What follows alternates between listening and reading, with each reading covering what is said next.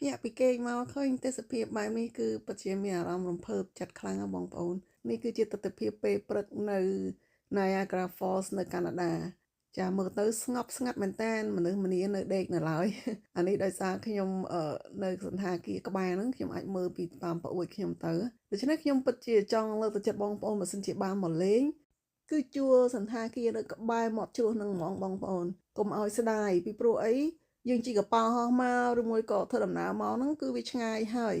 វាចំណាយលុយដែរហើយអញ្ចឹងឲ្យយើងអាចមានឱកាស experience គេហៅថាទទួលបទពិសោធន៍នៃទេសភាពនឹងពេញទំហឹងចាព្រោះអីនៅហ្នឹងយើងអត់ចាំបាច់ចំណាយពេលយូរថ្ងៃក៏បានដែរយើងនៅតែមួយយប់ក៏បានដែរព្រោះវាអត់សូវមានអីធ្វើច្រើនទេគ្រាន់តែដើរលេងកន្លែងទឹកជ្រោះហ្នឹងខ្ញុំនៅពីរយប់តែសារខ្ញុំចង់បើកឡានទៅលេង downtown នៅកាណាដាដែរបើតាមមកទឹកជ្រោះហ្នឹងមួយយប់គឺគ្រប់គ្រាន់ហើយបើយើងនៅក្បែរហ្នឹងហ្មងយើងអាចឃើញទេសភាពតាំងពីព្រលឹមតយប់